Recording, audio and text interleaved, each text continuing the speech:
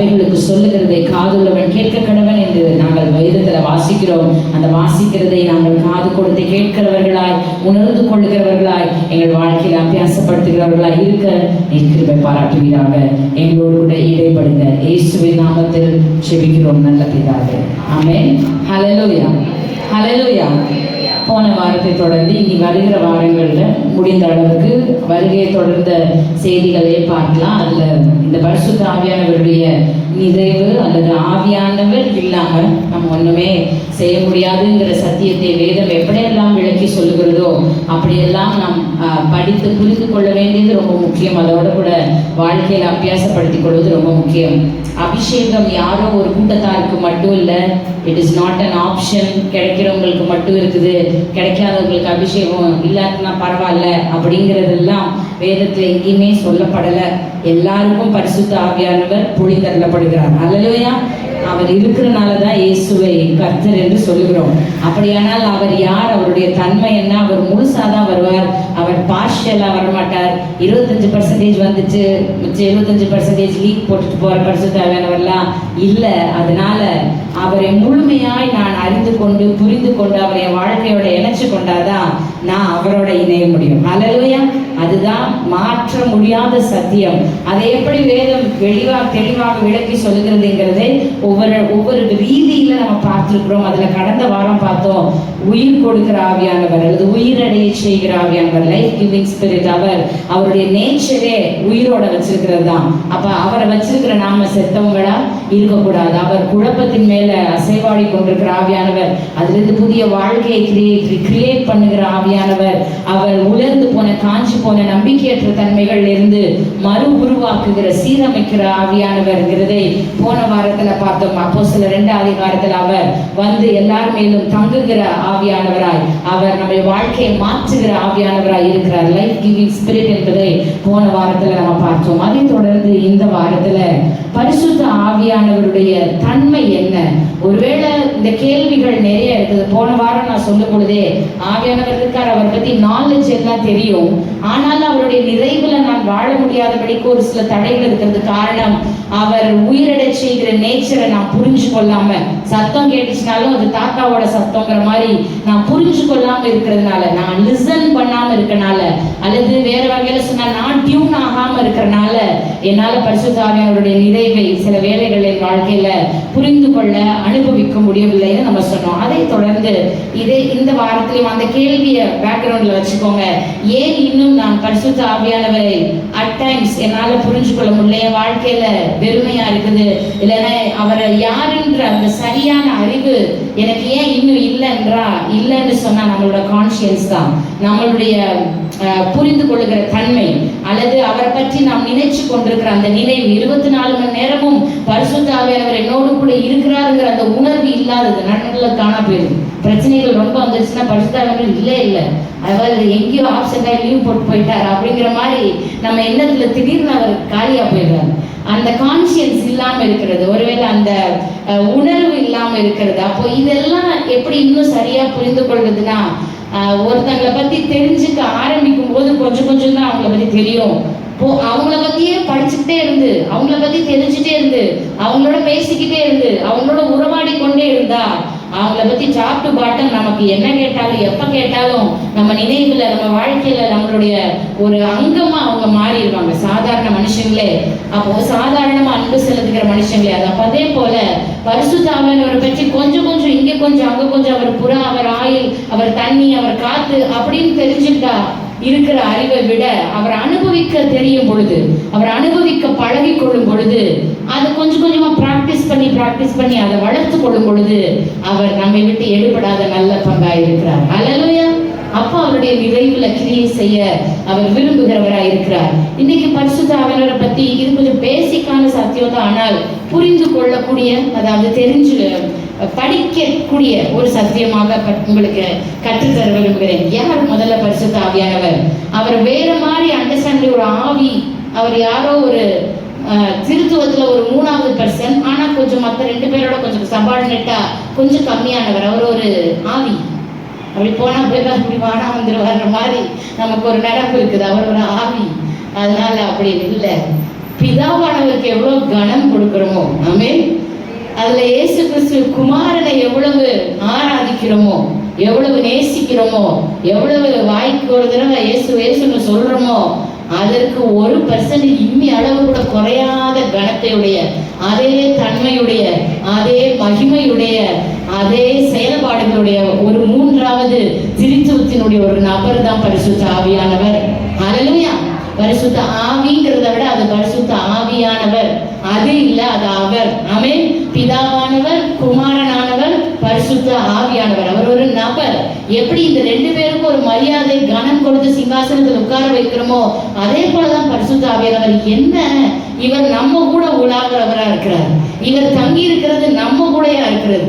1 கொரிந்தியர் 16 சொல்லுது, நீங்க தான் அந்த ஆலயம், நீங்க தான் அவர் வீடு, நீங்க தான் அவரை வச்சிருக்கிறவங்கன்னு. சோ அவ்வளோ டேக் இட் ஈஸியா அவர் அங்க இங்க சிங்காசனத்துல, பரலோகத்துல, அப்படி பிரம்மாண்டத்துல அப்படி மாதிரி எல்லாம் இல்லாம நம்ம மேல வந்து இருக்கிறார், நம்ம கூட இருக்கிறார். நீங்க தான் அந்த ஆலயம், உங்களை நிரப்புறார், உங்க மூலமா கிரியை செய்யறாருங்கிறனால அவருக்கு கொஞ்சம் குறைச்ச மதிப்பீடு கொடுத்து, அவர் கொஞ்சம் ஆவி ஈவின்லாம் சொல்லி அப்பப்போ வா, அப்பப்போ போ, கொஞ்சம் கை தட்டி இப்போ ரைஸ் ஆனாதான் அவர் வருவாரு அப்படிங்கிற மாதிரி ஐடியாலாம் இருக்கிறதுனால மேபி ஆண்டவருடைய ஆவியானவருடைய செயல்பாடுகளால நிரப்பப்பட முடியாதவர்களாய் அல்லது வாழ தெரியாதவர்களாய் அநேக வேளைகளை நம்ம இருக்கிறோம். பரிசுத்த ஆவியானவர் இன்றைக்கு அதை மாற்றுவாராக. ஹல்லேலூயா. Very basic. யார் பரிசுத்த ஆவியானவர்? ரொம்ப ஆரம்பத்துக்கு போனோம்னா யோவான் 14ஆம் அதிகாரம் 16ஆம் வசனம். யோவான் 14ஆம் அதிகாரம் 16ஆம் வசனத்தை வாசிங்க.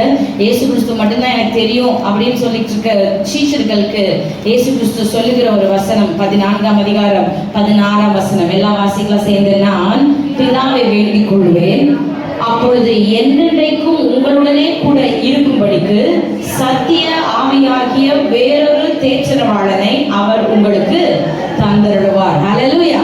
நான் பிதாவை வேண்டிக் கொள்ளும் பொழுது என்றைக்கும் லைஃப் லாங் நிரந்தரமாய் உங்களோடு கூடவே இருக்கும்படியாய் சத்திய ஆவியாகிய வேறொரு தேற்றரவாளனை அவர் உங்களுக்கு தந்தருடுவார்னு சொல்லிட்டு, நான் போனதுக்கு அப்புறம் தான் அவர் வருவாரு, நான் போவேன், நான் அவரை அனுப்புவேன், அவர் வருவாருன்னு ஆண்டவர் சொல்லிக்கொண்டே போவார். கடைசியா பரமேறதுக்கு முன்பாக 20ஆவது அதிகாரம் 21ஆம் வசனத்துல, யோவான் 20ஆவது அதிகாரம் 21ஆம் வசனத்துல அது பேரை பார்க்கும் பொழுது இயேசு மறுபடியும் வாசிங்க. யோவான் 20, 21, 22. இயேசு மறுபடியும் அவர்களை நோக்கி, உங்களுக்கு சமாதானம் உண்டாவதாக, பிதா என்னை அனுப்பினது போல நானும் உங்களை அனுப்புகிறேன் என்று சொல்லி அவர்கள் மேல் ஊதி பரிசுத்த ஆவியை பெற்றுக் கொள்ளுங்கள். ஹல்லேலூயா.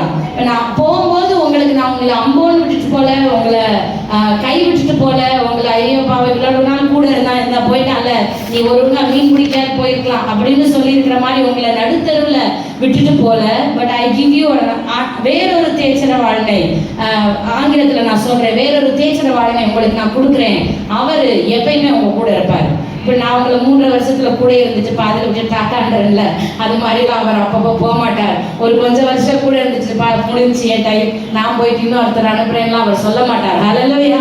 நிச்சயமா உங்களோடு கூடவே இருக்கும்படிக்கு அந்த தேற்றரவாளனை உங்களுக்கு நான் அனுப்புகிறேன். ஆமென். ஹல்லேலூயா. இந்த திருத்துவதை ஒரு சில வேலைகளில் புரிந்து கொள்ள முடியல. பிதா வேற, குமாரன் வேற, பரிசுத்த ஆவியானவர் வேற, அப்ப 3 பேர் வேற வேறையா அப்படின்னு நம்ம யோசிக்கிறோம். ஆனால் மனித மூளையை ஒர்க் பண்றது ஒரு 10% அப்படின்னு வச்சுக்கிட்டா இந்த திருத்துவத்தினுடைய உண்மை 100%. 10% மூளையை வச்சு 100% எப்படி விளக்குனாலும் புரிந்து கொள்ள முடியாது. பேசிக்கா அவ்வளவுதான். அதுக்கு மேல கேள்வி வந்துச்சா என் அறிவுக்கு புலப்படாத ஆண்டவரே, அவ்வளவுதான் நான் விசுவாசிக்கிறேன்னு சொல்லணும். இதுதான் சரியான ஒரு பதில். ஆனால் அதை நம்ம புரிஞ்சு கொள்ளணும்னா 3 பேருமே ஒன்னாதான் இருக்கிறாங்க. நிறைய வேலைகளை நம்மளோட ரோலை வச்சு நான் சொல்றேன். பிள்ளைங்களுக்கு, பைபிள் காலேஜ் பிள்ளைங்களுக்கு இங்கே நான் பாஸ்டர், வீட்டில் நெட்டானியாக்கு நான் அம்மா, பைபிள் காலேஜ்ல நான் அகாடமிக் டீன். 3 ரோலுமே டிஃபரெண்ட். ஆனா 3 நபரும் நான் தான். ஆமென். அத மாதிரி நம்ம ஒவ்வொருவரும் இருக்கிறோம். ஆனா ஒவ்வொரு நேரத்துல ஒவ்வொரு லொகேஷன்ல ஒரு ஆளுதான் இருக்க முடியும். ஆனா அந்த திருத்துவம் அப்படி இல்லை. 3வரும் ஒன்றாக இருக்கிறார்கள், 3வரும் எல்லா இடத்துலையும் பிரசண்டா இருக்கிறாங்க, 3வரும் எல்லா வேலையும் சேர்ந்து செய்யறாங்க, 3வருக்கும் ஒரே கணம் இருக்கிறது, 3வருடைய செயல்பாடுகளும் ஒன்றாய் தான் இருக்கிறது. ஆனா சில தனிப்பட்ட செயல்பாடுகளை அவங்க டேக் ஓவர் பண்ணிக்கிறாங்க. அதே மாதிரி மாதிரி இப்ப இந்த உலக வாழ்க்கையில நம்மை நடத்தி பரலோகத்துக்கு நம்மளை கொண்டு போய் சேர்க்கிற ஒரு தேச்சரவாளன் நம்ம கூடவே இருந்து நம்மளோட உலக பிரகாரமான வாழ்க்கையை மேனேஜ் பண்ணிக்கிறவர் பரிசுத்த ஆவியானவர். அல்லேலூயா. நமக்கு இம்மீடியட் ஹெல்ப்பா, ஏன் நான் எங்க போறது அப்படின்னு கேட்டா உடனே ஒரு பட்டன் அழுத்தினோடனே ஆன்சர் வர மாதிரி நமக்கு துணையா இருக்கிறவர் இந்த பரிசுத்த ஆவியானவர். அவர் இயேசுவையும் பிதாவையும் தான் வெளிப்படுத்துகிறார். அவங்கள மூலமா அவங்களோட இணைய நம்மளை வச்சிருக்கிறார். அவங்களோட இணைக்கிற ஒரு பிரிட்ஜா நமக்கு செயல்படுகிறார். அப்போ இவரை அதிகமாய் நம்ம பற்றி பிடித்து கொள்ளும் பொழுது பிதாவானவரும் இயேசு கிறிஸ்துவும் உங்களை நம்ம என்ன நோக்கத்திற்காக இந்த உலகத்துல உருவாக்கி வச்சாங்களோ அதை ஜெயம் பெற்றவர்களாக, உங்க நோக்கத்தை நிறைவேற்றுகிறவர்களாக, ஆண்டவருக்கு மகிமை சேர்க்கிறவர்களாக நீங்களும் நானும் இருக்க முடியும். அப்படி பரிசுத்த ஆவியானவரை உபயோகிக்க தவறுனாலதான் வாழ்க்கையில அநேக வேலைகள்ல தவறிக்கொண்டே இருக்கிறோம். அல்லேலூயா. அப்போ நமக்காக கொடுக்கப்பட்ட தேச்சரவாளர், இந்த உலக வாழ்க்கையில நமக்கு கொடுக்கப்பட்ட உதவியாளர், ஆங்கிலத்துல ஹெல்பர்னு கூட போட்டிருக்கிறது. உங்களுக்கு உதவி செய்யறதுக்குன்னே உங்க கூட இருக்கிற ஒரு ஹெல்பர் இந்த பரிசுத்த ஆவியானவர். ஆனா உங்களுக்கு அசிஸ்டன்ட் இல்ல, அவர் பிதாவோட கணத்தை உடையவர். அல்லேலூயா. அநேக வேளையில் நம்மளுக்கு அவர் அசிஸ்டன்ட் மாதிரி வச்சுட்டனாலதான் கூப்பிடுறேன் காதை கேட்க மாட்டேங்குது. இவ்வளவு ஜெபிக்கிற அவர் கேட்க மாட்டேங்கிறார். என் பிரச்சனையை பாக்குறாரு, இன்னும் அந்த பிரச்சனையில தான் இருக்கிறேன், அதுக்கு இதுக்கும் சம்பந்தம் இல்லாத வாழ்க்கை வாழ்றேன்னு சொல்றோம். இல்ல, அவர் பிதாவுடைய ஒரே தன்மையுடையவர். அல்லேலூயா. குமாரனுடைய ஒரே தன்மையுடையவர். அதனால இயேசு கிறிஸ்து இந்த பரிசுத்த ஆவியானவரை பற்றி சொல்லும் பொழுது, நான் உங்களுக்கு சத்திய ஆவியாகிய வேறொரு தேச்சரவாளனை உங்களுக்கு நான் கொடுக்கிறேன் அப்படின்னு சொல்லும் பொழுது, இந்த கிரேக்க பதத்துல இந்த சத்திய ஆவியாகிய வேறொரு தேச்சரவாளன், கம்ஃபர்டர் அப்படின்ற பதம் கொடுக்கப்படுகிறது. அப்படின்னா வேறொருன்னு தமிழ்ல வேற மாதிரி டிரான்ஸ்லேட் பண்ணிட்டாங்க. ஆங்கிலத்துல போட்டிருக்கிறது I give you another of the same kind, ஒரே தன்மையுடைய இன்னொருவரை உங்களுக்கு கொடுக்கிறேன். அல்லேலூயா. என்னுடைய தன்மையை உடைய இன்னொருவரை உங்களுக்கு நான் வைத்து போகிறேன் அப்படிங்கறத உண்மையான தமிழ் மொழிபெயர்ப்பு. அப்படிதான் கிரேக்க பதத்துல இருக்கிறது. I give you another of the same kind. என்ன பாக்குறீங்களே, என்ன பார்த்தீங்களே, என் கூட இருந்தீங்களே, 3 வருஷம் என் கூட நடந்து சாப்பிட்டு தூங்கி போய் நான் செஞ்ச அற்புதங்களை எல்லாம் பார்த்துட்டு என்னை எப்படி இந்த 3 வருஷத்துல டாப் டு பாட்டம் அறிஞ்சு வச்சிருக்கிறீங்க, என்னைய மாதிரியே ஆஃப் த சேம் கைண்ட், என்னுடைய தன்மையவே உடைய ஆனா பரிசுத்த ஆவியானவர் இன்னொருவரை நான் உங்களுக்கு தந்து கொண்டிருக்கிறேன். ஹல்லேலூயா. ஹல்லேலூயா. அப்போ இயேசு கிறிஸ்துவும் பரிசுத்த ஆவியானவரும் பிதாவானவரும் ஒன்றாக இருக்கிறார்கள்னு சொல்றத இயேசு கிறிஸ்து இந்த சீஷர்கள்ட்ட சொல்கிறார். நான் போயிட்டு இன்னொருத்தரை அனுப்புறேன், அவர் வேற ஆளு இல்ல, என்னைய பார்த்த மாதிரியே தான் நீங்க அவரை பார்க்கணும், நான் செஞ்சதே தான் அவர் செய்வாரு, அவர் உங்க கூட இருந்து நான் செய்யறத காட்டிலும் அநேக விஷயங்களை நீங்க செய்யும்படி அவர் வைப்பாரு. இவ்வளவு நாள் நான் தனியா வெளியில நின்றுட்டு இருந்து நான் என்ன பண்றேன்னு நீங்க பார்த்துட்டு இருந்தீங்க, ஆனா another of the same kind, இன்னொருவரை, என் தன்மையுடைய இன்னொருவரை நான் உங்களுக்கு தரும் பொழுது அவர் உங்களுக்குள்ளிருந்து நான் செய்ததையும் நான் செய்வதற்கு மேலான காரியங்களையும் உங்களை செய்ய வைப்பார். ஹல்லேலூயா. இதெல்லாம் கிதியோனோட கதையில போனா வர பார்த்தோம். எனக்கு தப்புவீங்க ஆண்டவரே, மீதியான் கையில இருந்து ஆண்டவர் சொல்றார், நீதான் அந்த பராக்கிரமசாலி. ஆமென். வெளியிலிருந்து ஒரு ஆள் வந்து செயல்பட்டதை இயேசு கிறிஸ்துவினுடைய வடிவுல சீஷர்கள் பார்த்து கொண்டே இருந்தாங்க உலகத்துல. ஆனா பரிசுத்த ஆவியானவர் வரும்பொழுது இந்த புதிய ஏற்பாட்டு காலத்துல அவர் நமக்குள்ளாக வந்து இருக்கிறதுனால நம்மை செயல்பட வைக்கிறவராக இருக்கிறார். எப்படி? இயேசுனுடைய ஒரே தன்மையில, ஆமென், ஆஃப் த சேம் கைண்ட். இயேசு என்னெல்லாம் செய்தாரோ அதை எல்லாம் 100% அப்படியே நிறைவேற்றுகிறவர் பரிசுத்த ஆவியானவர். இயேசுவுக்கு 1% குறையாதவர் பரிசுத்த ஆவியானவர். இயேசுவால என்னெல்லாம் செய்ய முடியுமோ அதை பரிசுத்த ஆவியானவராலும் செய்ய முடியும். காரணம் 2 பேருமே பிதாவினிடத்திலிருந்து தான் நம்ம இடத்துல வருகிறார்கள். ஹல்லேலூயா. ஹல்லேலூயா. அப்போ இந்த பரிசுத்த ஆவியானவரை எப்படி நாம் புரிஞ்சு கொள்றது? இயேசுவினுடைய ஒரே தன்மையுடையவர்னா அவர் யாரா இருக்கிறாருன்னு பார்க்கும் பொழுது வேதத்துல பரிசுத்த ஆவியானவரை பற்றி சொல்லும் பொழுதெல்லாம் தனித்துவமான 3வது நபரா, ஒரு ஆவியானவரா ஆதியாகமத்திலிருந்து நம்ம பார்க்கிறோம். அந்த குழப்பங்களின் மேல் அசைவாடி கொண்டிருந்தார். ஒவ்வொருத்தர் மேலையும் பழைய ஏற்பாட்டுல தேவைப்படுற நேரங்கள்ல பரிசுத்த ஆவியானவர் வந்து இறங்குகிறார், அவங்களை நிரப்புகிறார், அவங்களை சில வேலைகளை செய்ய வைக்கிறார், அவங்களை வெற்றி சிறக்க வைக்கிறார். அதுக்கப்புறம் அவர் போயிடுறார். இப்படி பழைய ஏற்பாட்டுல பார்க்கிறோம். ஆனா யோவேல் தீர்க்கதரிசி தான் சொன்னார், கடைசி காலத்துல மாம்சமான யாவர் மேலும் என் ஆவியை ஊற்றுவேன். அப்பொழுது எல்லாமே தீர்க்கதரிசனம் சொல்லுவாங்க. அப்ப யோவேல் சொல்றது அப்பப்ப லொகேஷனுக்காக, இன்சிடென்ட்டுக்காக, தேவைப்படுற நேரத்துக்காக வந்து போகிறவர் பரிசுத்த ஆவியானவர் இல்ல. ஒரு காலம் வரும் மாம்சமான எல்லார் மேலும் அந்த பரிசுத்த ஆவியானவரை நான் பொழிந்தருள பண்ணுவேன்னு யோவேல் தீர்க்க தரிசனம் உரைத்தார். அது நிறைவேறினது அப்போஸ்தலர் 2ஆம் அதிகாரத்துல. ஹல்லேலூயா. இன்றைக்கு உங்களுடைய என்னுடைய வாழ்க்கையின் மேல ஊற்றப்படுகிறவராய், பொழிந்தருளப்படுகிறவர்களாய், என்னுடைய இருதயத்துல வாழுகிறவராய், நான் அவரை சுமக்கிற ஆலயமாய் இருக்கும்படிக்கு எல்லார் மேலும் பொழிந்தருளப்படுகிற ஆவியானவராய் பரிசுத்த ஆவியானவர் கிரியை செய்து கொண்டிருக்கிறார் இந்த புதிய ஏற்பாட்டினுடைய சபை காலங்கள்ல. ஹல்லேலூயா.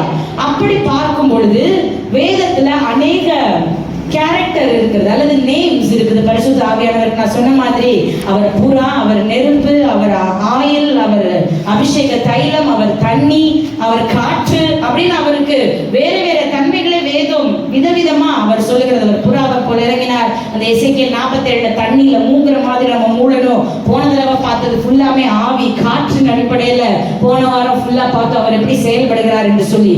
அப்போ இந்த ஆவியானவர் இதெல்லாம் தாண்டி அவருக்கு இருக்கிற வேற வேற பேரு, அவருக்கு இருக்கிற தன்மை, அவருடைய நேச்சர், இதையெல்லாம் தாண்டி இயேசுவினுடைய ஒரே தன்மையுடையவர், of the same kind of Jesus, இயேசுவினுடைய ஒரே தன்மையுடையவரா, யோவான் 14:16 சொல்லுகிற தன்மையுடையவரா எப்படி பரிசுத்த ஆவியானவர் இருக்கிறார் என்பதை புரிந்து கொள்ள வெளிப்படுத்தலை யோவானுக்கு ஆண்டவர் வெளிப்படுத்தின தரிசனத்துல பரிசுத்த ஆவியானவர் பற்றி வேதத்துல எங்கேயுமே சொல்லப்பட்டிராத வித்தியாசமான ஒரு பியூட்டிஃபுல் பிக்சரை வேதம் உங்களுக்கும் எனக்கும் கற்றுக் கொடுக்கிறது.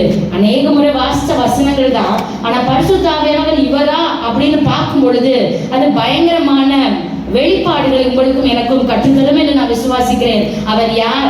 அவர் இயேசுவோடு கூட ஒரே தன்மையுடையவரா எப்படி இருக்கிறார்னு பார்க்கும் பொழுது வாசிங்க. வெளிப்படுத்தல் 3ஆம் அதிகாரம் 1ஆம் வசனத்தை வாசிக்கலாம். 3ஆம் அதிகாரம் 1 வசனம். சர்தை சபையில் தூதனுக்கு நீ எழுத வேண்டியது என்னவெனில், தேவனுடைய 7 ஆவிகளையும் 7 நட்சத்திரங்களையும் உடையவர் சொல்லுகிறதாவது, உன் கிரியைகளை அறிந்திருக்கிறேன், நீ உயிருடன் என்ற பெயர் கொண்டிருந்தும். இங்க சர்தையின் சபையின் தூதனுக்கு சொல்ல வேண்டியது என்னவெனில்னு ஆண்டவர் இயேசு கிறிஸ்து யோவானோடு கூட பேசிட்டு இருக்கும் பொழுது யாரு சொல்லுகிறதுன்னு ஐடென்டிஃபை பண்ணும்போது அதை பாருங்க. தேவனுடைய 7 ஆவிகளையும் 7 நட்சத்திரங்களையும் உடையவர் சொல்லுகிறதாவது. ஹல்லேலூயா. ஒரு வசனத்தை நான் சொல்றேன், அப்புறம் ஒன்னா எக்ஸ்பிளைன் பண்ணுவோம். வெளிப்படுத்தல் 1ஆம் அதிகாரம் 4ஆம் வசனத்தை வாசிக்கலாம். 4-5 வசனம். வெளிப்படுத்தல் 1:4-5. யோவான் ஆசியாவில் உள்ள 7 சபைகளுக்கும் எழுதுகிறதாவது, இருக்கிறவரும் இருந்தவரும் வருகிறவராலும் அவருடைய சிங்காசனத்திற்கு முன்பாக இருக்கிற 7 ஆவிகளாலும் உண்மையுள்ள சாட்சியும் மரித்தோரிலிருந்து முதற் பிறந்தவரும் பூமியின் ராஜாக்கள் அதிபதியுமாகிய இயேசு கிறிஸ்துவினாலும் உங்களுக்கு கிருபையும் சமாதானமும். இங்க திருத்துவ தேவனை எக்ஸ்பிளைன் பண்றத பாருங்க. இருக்கிறவரும் இருந்தவரும் வருகிறவர் பிதாவானவருடைய பிதாவை குறிக்கிறது. அவருடைய சிங்காசனத்துக்கு முன்பாக இருக்கிற 7 ஆவிகள் பரிசுத்த ஆவியானவரை குறிக்கிறது. 5ஆம் வசனம் முழுசும் இயேசு கிறிஸ்துவை குறிக்கிறது. அப்போ திருத்துவம் எல்லாம் சேர்ந்தே இருக்கிறாங்க. ஆனா பரிசுத்த ஆவியானவரை சொல்லும் பொழுது ஒரு வார்த்தையை அண்டர்லைன் பண்ணிக்கிட்டே வாருங்க, எதெல்லாம் ரிப்பீட்டடா இருக்கிறதுன்னு. அடுத்து வெளிப்படுத்தல் 4ஆம் அதிகாரம் 5ஆம் வசனத்தை வாசிக்கலாம். அந்த சிங்காசனத்திலிருந்து மின்னல்களும் இடி முழக்கங்களும் சத்தங்களும் புறப்பட்டன. தேவனுடைய 7 ஆவிகள் ஆகிய 7 அக்கினி தீபங்கள் சிங்காசனத்திற்கு முன்பாக. ஆமென். வெளிப்படுத்தல் 5ஆம் அதிகாரம்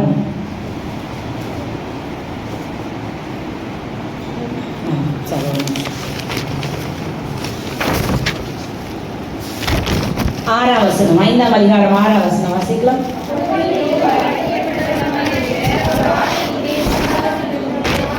நான்கு ஜீவன்களுக்கும் மூப்பர்களுக்கும் மத்தியில் நிற்க கண்டேன். அது 7 கொம்புகளையும் 7 கண்களையும் உடையதாயிருந்தது.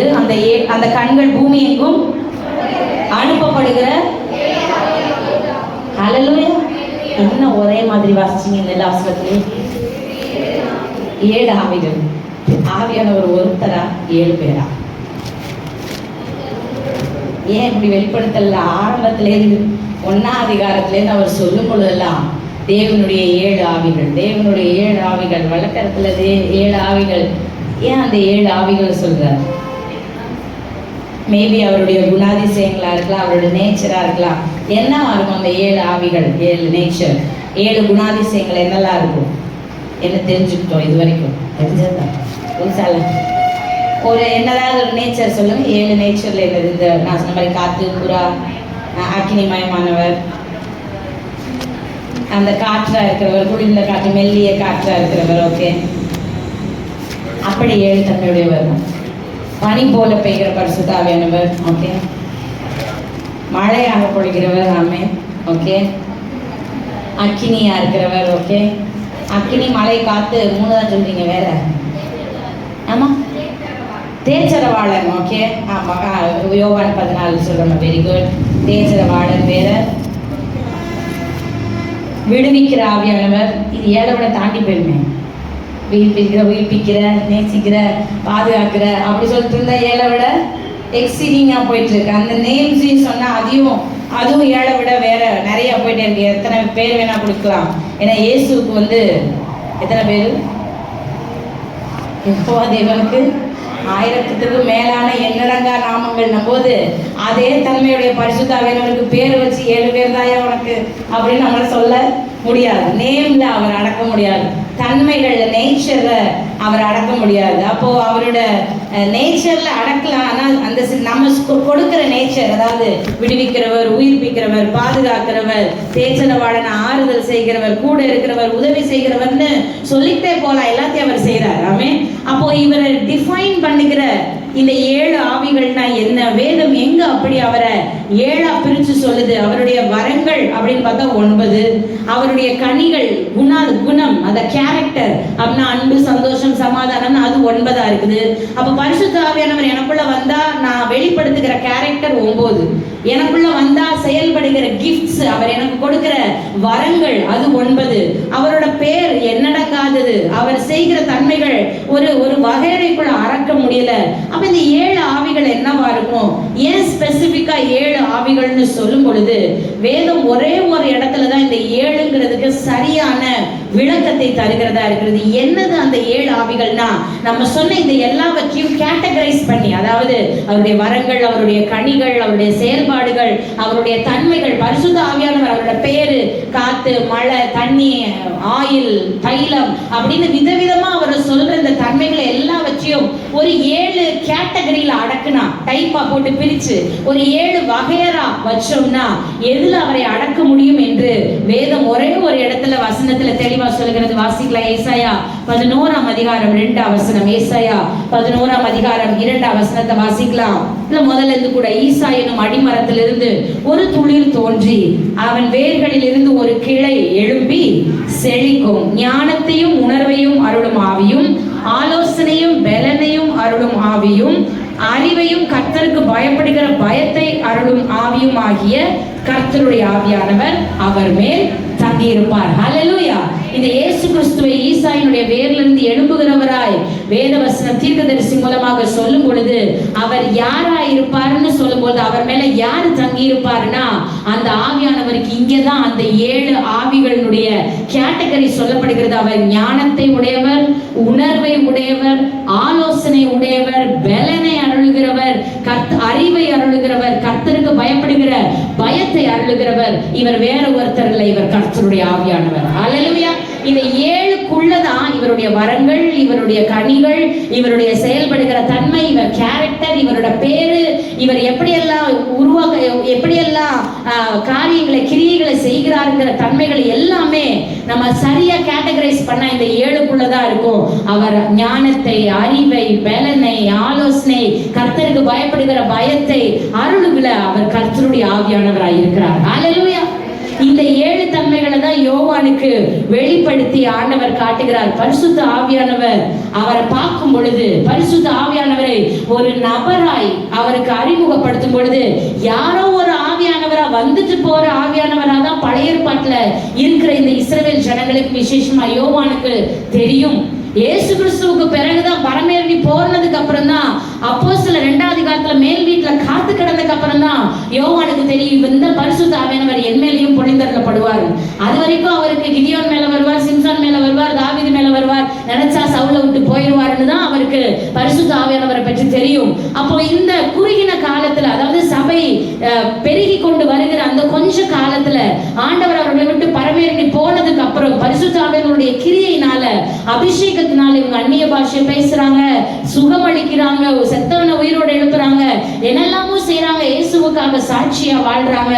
இந்த பரிசுத்த ஆவியானவர் யார், இவர் என்னெல்லாம் இனி உலகத்துல செய்ய போறாருன்னு இந்த யோவானுக்கு தரிசனத்துல ஆண்டவர் கடைசியில் அவர் சாகும்போது பத்மதீவுல போய் அவரை எக்ஸ்கம்யூனிகேட் பண்ணி போட்டிருக்கிற வேளையில அவர்கிட்ட காட்டும் பொழுது ஆண்டவர் கொடுக்கிற பிக்சர், உன் மேல இருக்கிற பரிசுத்த ஆவியானவர், உன் மேல கிரியைகளை, உன் மூலமாய் கிரியைகளை சபையில செய்து கொண்டிருக்கிற பரிசுத்த ஆவியானவர், இந்த புதிய ஏற்பாட்டின் காலத்துல வெளிப்பட்ட புறஜாதியாரையும் இஸ்ரவேலுடைய வம்சத்துக்குள்ள சேர்த்து கொண்டிருக்கிற இந்த பரிசுத்த ஆவியானவர், அவர் யாரு?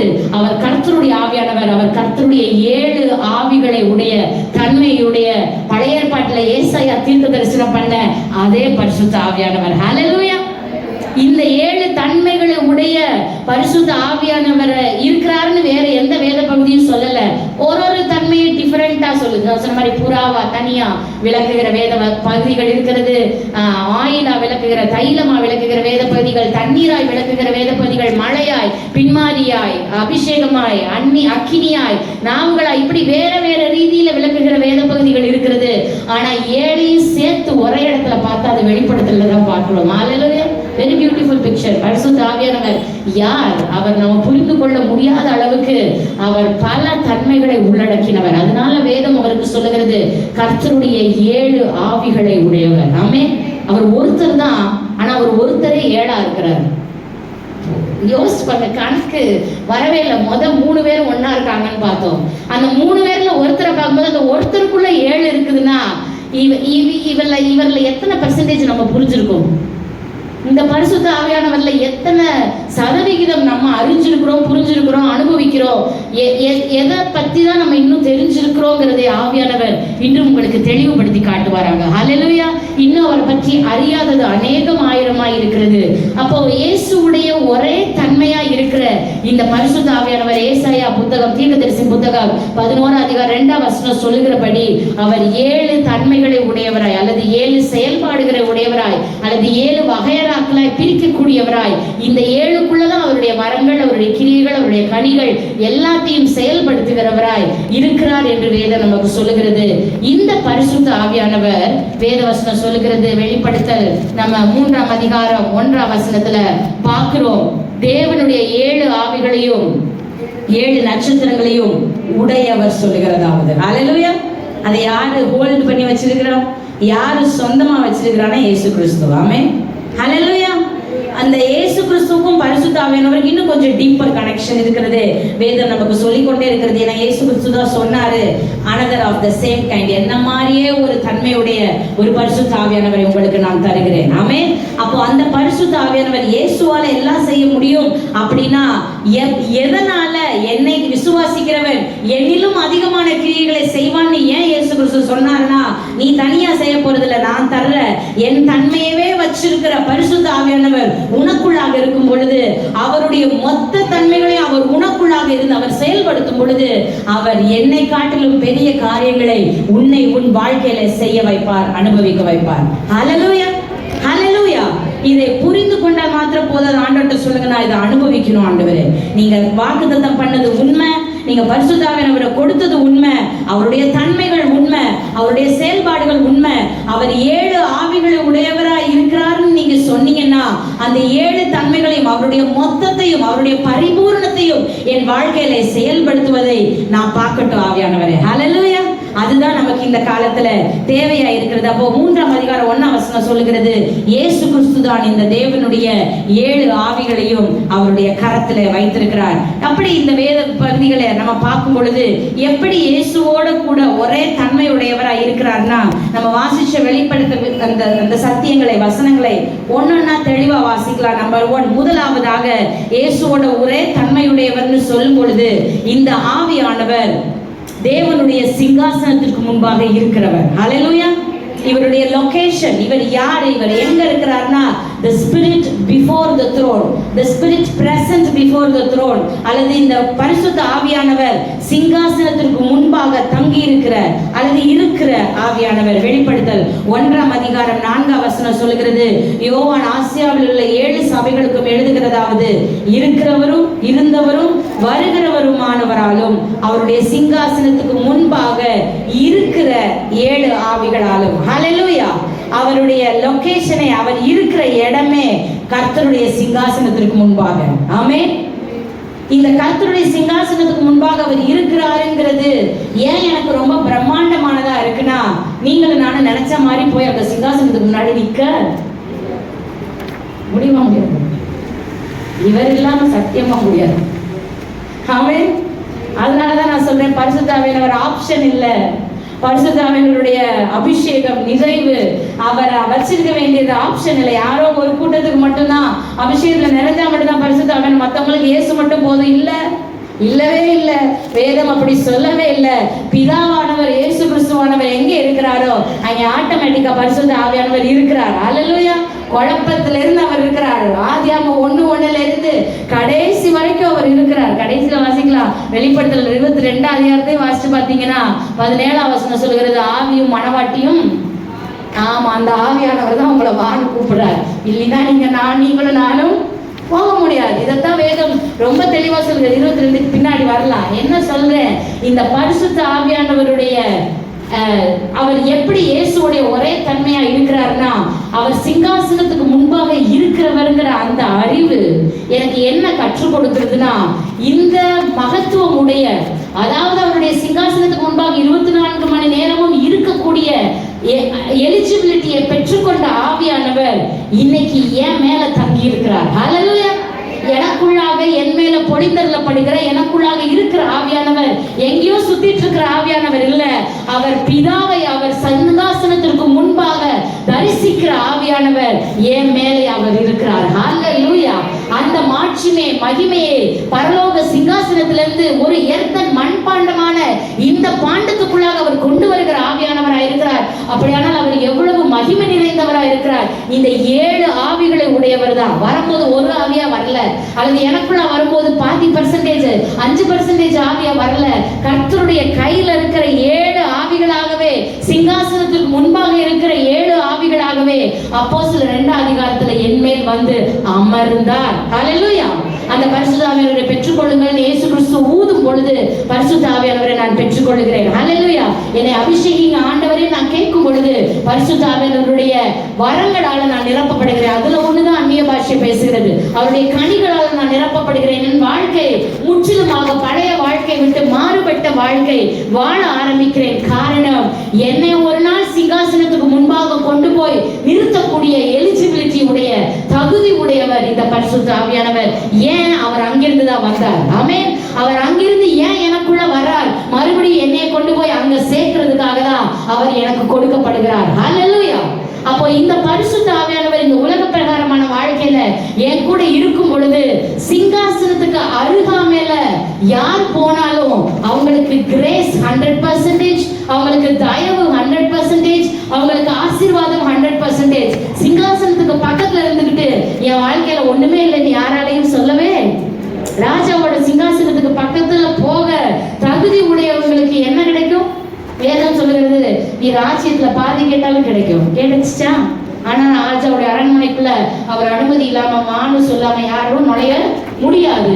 ஆனா ராஜாவுடைய கண்கள தயவு கிடைக்கும் பொழுது, அவங்க வான்னு சொல்லும் பொழுது, இவங்க சிங்காசனத்துக்கு பக்கத்துல போய் நின்னாங்கன்னா இந்த அம்மா என்ன கேட்டாலும் கிடைக்கும். உங்களுக்கு எனக்கும் அதே அதே அதே பிரிவிலேஜ் தான் ஆண்டவர் கொடுத்திருக்கிறார். சிங்காசனத்துக்கு அருகாமையில என்னையும் உங்களையும் அழைத்து செல்லுகிற ஒரே ஒரு 3வது நபர் அவர் பரிசுத்த ஆவியானவர். பரிசுத்த ஆவியானவர் இல்லாம மகா பரிசுத்த ஸ்தலத்துல போய் இந்த பிதாவை நான் தரிசிக்க முடியாது, நான் பார்க்க முடியாது, அவர் மகிமை பெற்றுக்கொள்ள முடியாது, அவர் தருகிற ஆசீர்வாதங்களை என் வாழ்க்கையில அனுபவிக்க முடியாது. ஹல்லேலூயா. இந்த பரிசுத்த ஆவியானவர் அவருடைய முழு தன்மை உடையவராய் என் வாழ்க்கையில இருக்கிறதை நான் உணர்ந்து கனப்படுத்தி நான் அதை அவரை பிடிச்சு கொள்ளும் பொழுது என் வாழ்க்கையில வெற்றி உள்ள வாழ்க்கை அவர் வாழ விரும்புகிறார், வாழ வழி வைக்கிறார். ஹல்லேலூயா. அது வாழ உதவி செய்கிறவராய் அவர் இருக்கிறார். அடுத்த தடவை பிரச்சனைகளுக்காக போராட்டங்களுக்காக ஜெபிக்கும் பொழுது ஆண்டவர்கிட்ட சொல்லி பாருங்க, ஆண்டவர் எனக்கு கொடுத்த இந்த வெளிப்பாட்டுக்காக நன்றி. நீங்க சிங்காசனத்துக்கு முன்பாக இருக்கிற பரிசுத்த ஆவியானவர் அப்படின்னா உங்களுடைய கைகள்ல உங்களுடைய கிரியைகள்ல எதுவுமே உங்களுக்கு தடை, இதை மட்டும் தான் நீங்க செய்ய முடியும், இதை செய்ய முடியாதுன்னு உங்களுக்கு எதுவுமே விளக்கப்படல. அப்ப என் வாழ்க்கையில இருக்கிற தடையை மாற்றுங்க, என் வாழ்க்கையில இருக்கிற இருளை மாற்றுங்க, என் வாழ்க்கையில இருக்கிற பிரச்சனையை மாற்றுங்க, என் வாழ்க்கையில இருக்கிற போராட்டங்களை மாற்றுங்க, என்னை சிங்காசனத்துக்கு அருகாமையில கொண்டு போங்க. அந்த ராஜா கொடுக்கிற பிரிவிலேஜை நான் அனுபவிக்கிறதற்கு என்னை பாத்திரவானாய் மாற்றுங்க. ஹல்லேலூயா. எஸ்தரோட புத்தகத்துல கடைசியா சொல்றேன், ஆனாலும் வீட்டுல போய் வாசிச்சு பாருங்க, டைம் இல்லாதனால போன வாரமே சொல்லிட்டாங்க 1.5 மணி நேரம்லாம் பசங்க பண்ணாதமா, அதனால சீக்கிரமா முடிக்க ட்ரை பண்றேன். 9:30 ஆரம்பிச்சேன், 10:30 முடிச்சிடலாம். ஓகே, அதனால எஸ்தரை வாசிச்சு பாருங்க. அந்த மாதிரி ராஜா போய் பாக்குறதுக்கு முன்னாடி 12 மாசம் ப்ரிப்பேர் பண்ணாங்க. வேற ரொம்ப தெளிவா சொல்லுது, 12 மாதங்கள் அவங்க கிளென்ஸ் பண்ணாங்க, சுத்திகரிப்பு. ஒரு ராஜா பார்க்க உலக பிரகாரமா ஒரு ராஜா போய் பார்க்கறதுக்கு, அந்த ராஜா சூஸ் பண்றதுக்கு நினைச்சா நீளம் அடுத்து அப்படின்னு சொல்லி சூஸ் பண்றதுக்கு இந்த மாதிரி ப்ரிப்பரேஷன் 12 மாதங்கள் 6 மாதங்கள் ஒரு வகையான கிளென்சிங் பியூரிஃபிகேஷன், அடுத்த 6 மாதங்கள் தைலம் வாசனை உள்ள திரவியங்கள் அது இதுன்னு வகையான ப்ரிப்பரேஷன். அடுத்த ராஜா முன்னாடி போய் எப்படி நிக்கணும், எப்படி பேசணும், எப்படி வணங்கணும், எப்படி அவரை சொல்லணும்ன்ற எல்லா ப்ரிப்பரேஷனையும் இவங்க செஞ்சு முடிச்சுட்டு 1 வருஷம் ப்ரிப்பேர் பண்ணி தயாரானதுக்கு அப்புறம் தான் ராஜாவை சந்திக்க போகிறாங்க. அதுலயும் ராஜாவோட கண்கள்ல தயவு கிடைச்சனாலதான் இந்த எஸ்தர் அம்மாக்கு அவங்களுடைய கோரிக்கைகள் நிறைவேற்றப்பட்டது. ஹல்லேலூயா. இந்த எஸ்தர் அம்மா நமக்கு ஒரு பியூட்டிஃபுல்லான பிக்சர். ஆண்டவருக்கு நாம போகிறதுக்கு, அதாவது பரலோகத்திற்கு நாம் எடுத்துக்கொள்ளப்படுகிறதுக்கு, சிங்காசனத்துக்கு போய் சேர்றதுக்கு, இங்க இருக்கிற உலக பிரகாரமான வாழ்க்கை இந்த எஸ்தர் அரண்மனையில இருந்து சுத்திகரிக்கப்படுகிற நாட்கள், நீங்களும் நானும் சுத்திகரிக்கப்படுகிற நாட்கள். அப்ப அந்த மெமுகானுடைய சுத்திகரிப்பை இந்த எஸ்தர் வேண்டான்னு புறக்கணிச்சிருந்தா ராஜாவை பார்த்திருக்க முடியுமா? நமக்கு மட்டும் பரிசுத்தவான்கள் வேணாங்கிறோம். மாறுத்தரமான சக்தி இல்லவே இல்லை மக்களே, புரிஞ்சுக்கோங்க. பரிசுத்த ஆவியானவர் ஆப்ஷனே இல்லை. பரிசுத்த ஆவியானவர் நிதர்சனமான, இயேசு எப்படி உண்மையோ அதே மாதிரி நிதர்சனமான உண்மை பரிசுத்த ஆவியானவர். அவர் இல்லாம ஒண்ணுமே செய்ய முடியாது. என்னாலே அன்றி உங்களால் ஒண்ணும் செய்ய முடியாதுன்னு இயேசு கிறிஸ்து நமக்கு சொல்லி கொடுத்துட்டு போனாருன்னா, of the same kind, another of the same kind, இயேசுவுடைய தன்மையுடைய அதே பரிசுத்த ஆவியானவர் இல்லாம நம்ம ஒண்ணுமே செய்ய முடியாது, பரலோகத்துக்கும் போக முடியாது. இங்க வாழ்ற வாழ்க்கைக்கே பிரயோஜனம் இல்லைன்னா பரலோகத்துக்கு போலன்னா என்ன பிரயோஜனம்? நம்ம இருந்து என்ன பிரயோஜனம்? பிறந்து என்ன பிரயோஜனம்? ஆமென். அப்ப இங்க வாழ்ற வாழ்க்கைக்கு பிரயோஜனம் இல்லைனாலும் மேட்டர் இல்லை, இது அழிந்து போகிற வாழ்க்கை. ஆனா இந்த பரிசுத்த ஆவியானவரை பிடிச்சு கொண்டனா என் வாழ்க்கைக்கு ஒரு அழியாத பர்பஸ் அவர் உருவாக்குறார். என்னை கொண்டு போய் சிங்காசனத்தில் அவர் சேர்த்திருக்கார். ஹல்லேலூயா. ஏன்? அவர் சிங்காசனத்திற்கு முன்பாக இருக்கிற 7 ஆவிகள். ஹல்லேலூயா. அவர் 7 தன்மைகளால செயல்படுகிறவர், 7 தன்மைகளால பரிபூர்ணத்துல செயல்படுகிறவர். இந்த 7ங்கிறது பரிபூர்ணத்தை குறிக்கிறது. அப்ப பரிசுத்த ஆவியானவர்னாலே பரிபூர்ணம் தான், அங்க குறைவு இருக்கவே கூடாது. இந்த மாதிரியான அறிவு நமக்கு ஒரு வைராக்கியத்தை எழுப்பணும், ஒரு கோபமான வைராக்கியத்தை எழுப்பணும்னே நான் சொல்றேன். எங்கெல்லாம் குறைவுகளை நம்ம ஸ்பேஸ் பண்ணி துவண்டு போய் கொண்டிருக்கிறோமோ அங்கெல்லாம் சொல்லுங்க, பரிசுத்த ஆவியானவர் நீர் பரிபூர்ணமானவரானா என் வாழ்க்கை பரிபூர்ணமா தான் இருக்கணும். ஆமென். அது எனக்கு நீங்க கொடுத்த சொத்து, நீங்க எனக்கு கொடுத்த பிரிவிலேஜ், நீங்க எனக்கு கொடுத்த எலிஜிபிலிட்டி. உங்களுடைய ரத்தத்தினால நான் கழுவப்பட்டு இந்த ஸ்லாக்கியத்திற்கு பாக்கியவானா நான் நின்று கொண்டிருக்கிறேன். என் வாழ்க்கை குறைச்சல் உள்ளதா இருக்கவே கூடாது. ஹல்லேலூயா. சிங்காசனத்துக்கு அருகாமையில இருக்கிறதற்கு தகுதியான மகனாய் மகளாய் என் வாழ்க்கை மாற வேண்டும். அதற்கு என்னை அழைத்து போகிற மெமுகான் இந்த பரிசுத்த ஆவியானவர் தான்.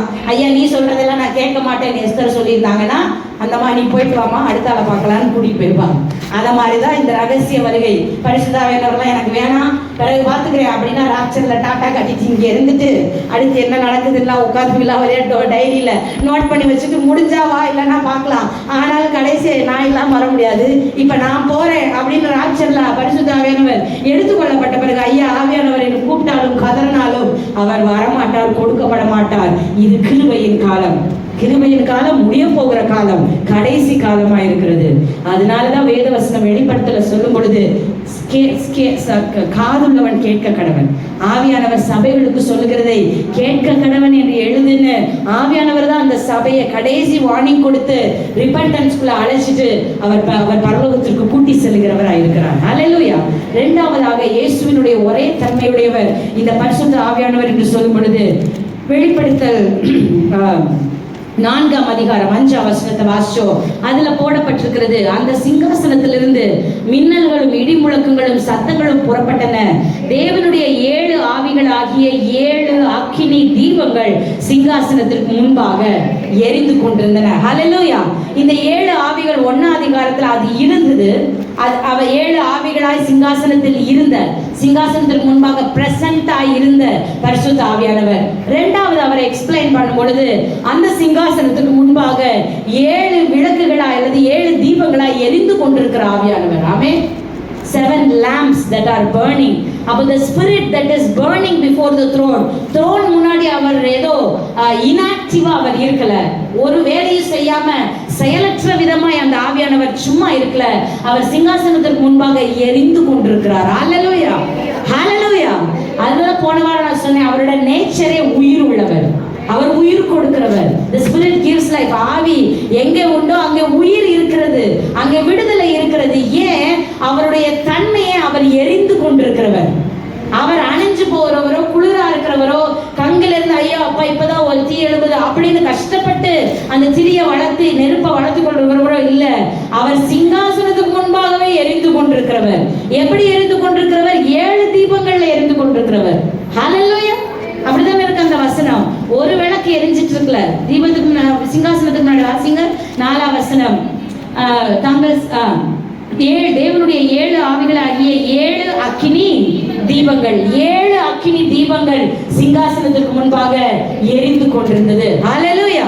அப்போ பரிசுத்த ஆவியானவருடைய தன்மையை இயேசு கிறிஸ்துவோட தன்மை மாதிரி எப்படி நான் புரிஞ்சு கொள்ளலாம் அப்படின்னா, அவர் செயல்பட்டு கொண்டே இருக்கிற ஆவியானவர். ஆமென். அவருக்கு ஒரு ஸ்டாப் கிடையாது. அவர் இன்ஆக்டிவா அவர் செயல்படல, அவர் அமைதியா இருக்கிறாரு, அவர் கொஞ்ச காலம் வரமாட்டாரு, இப்போ அவரோட செயல்பாடு இல்ல அப்படின்னு அவரை சொல்ல முடியாது. அவரோட நேச்சரே, அவர் உயிரோட இருக்கிறவர், அவரோட நேச்சரே அவர் எரிந்து கொண்டிருக்கிறவர். ஹல்லேலூயா. அதனாலதான் வேதம் உங்களையும் என்னையும் சொல்லுகிறது. பவுல் எழுதும் பொழுது ரோமருக்கு எழுதும் போது அவர் சொல்லுகிறார், ஆவியில எப்படி இருங்க. ஆமென். ஹல்லேலூயா. ஆவியில அனலா இருங்க. உங்களுக்கு கிடைச்ச ஆவிய அவித்து போடாதிருங்கள், அதை அணைச்சிடாதீங்க. உங்களுக்கு உண்டான தேவ வரத்தை அனல் மூட்டி எழுப்பி விடுங்க. ஏன்? இந்த பரிசுத்த ஆவியானவர் ஒரு நெருப்பு. அந்த நெருப்பு சாதாரண நெருப்பு இல்ல, சிங்காசனத்துக்கு முன்பாகவே அது எரிந்து கொண்டிருக்கிற நெருப்பு. ஹல்லேலூயா. இத பழைய ஏற்பாட்டில இருந்து விளக்கி கொண்டே வருகிறார். இஸ்ரவேல் ஜனங்கள்ல இருந்து இதை சொல்லிட்டே வர்றார். அப்பனாதான் யோவானுக்கு அதை புரிஞ்சுக்க முடியும். யோவானுக்கு எப்படி தெரியும்? அவர் இஸ்ரவேல் ஜனங்களா யோவானுக்கு மோசே கற்றுக் கொடுத்த அந்த ஆசரிப்பு கூடாரத்துல பரிசுத்த ஸ்தலத்துல இந்த 7 பொன் குத்து விளக்குகள் இருந்துச்சு. அந்த 7 பொன் குத்து விளக்குகள், இந்த தீபங்கள் இருந்துச்சு. ஆனா மகா பரிசுத்த ஸ்தலத்துக்கு போறதுக்கு முன்னாடி ஒரு பலிபீடம் இருந்தது. அந்த பலிபீடத்துல எப்பொழுதும் அக்கினி எரிந்து கொண்டே இருந்தது. ஹல்லேலூயா, ஹல்லேலூயா.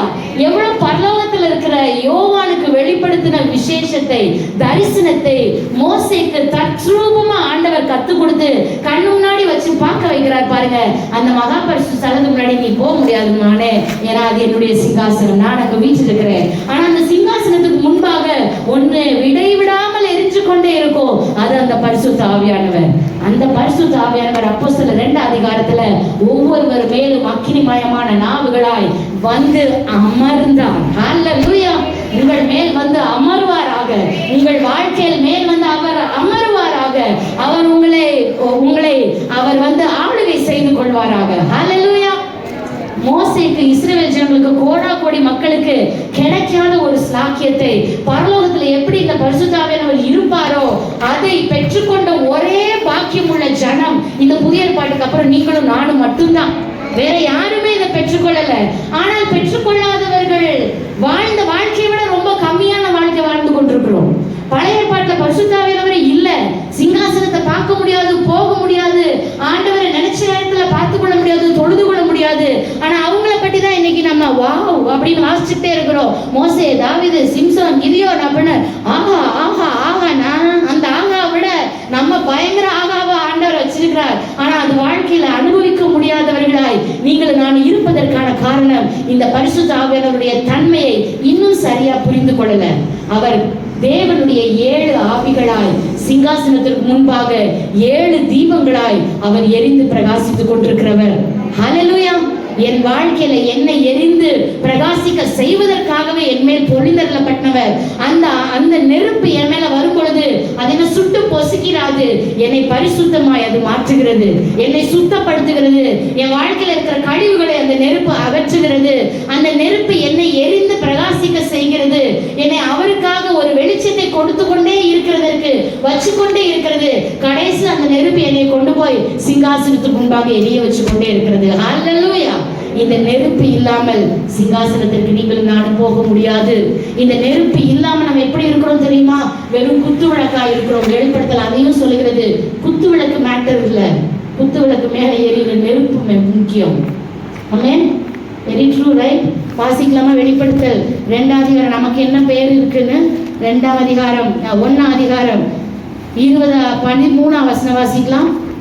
12-13. அப்பொழுது என்னுடனே பேசின சத்தத்தை பார்க்க திரும்பின போது 7 பொன் குத்து விளக்குகளையும் அந்த 7 குத்து விளக்குகளின் மத்தியிலே நிலையங்கி தரித்து மார்பருகே பொற்கச்சை கட்டியிருந்த மனுஷகுமாரனுக்கு ஒப்பானவரையும் கண்டேன். அவருடைய அதெல்லாம் பாதங்கள் எல்லாம் இறைச்சலா இருந்து அவர் 16 வலது கரத்துல 7 நட்சத்திரங்களை ஏந்தி கொண்டிருந்தார். அவருடைய வாயிலிருந்து இருபுறம் கருப்புள்ள பட்டயம் போடப்பட்டது. அவருடைய முகம் வல்லமையாய் பிரகாசித்தது. அப்போ 20ஆம் வசனம் சொல்லுகிறது, என் வலக்கரத்தில் நீ கண்ட 7 நட்சத்திரங்களின் ரகசியத்தையும் 7 பொன் குத்துவிளக்குகளின் ரகசியத்தையும் எழுது.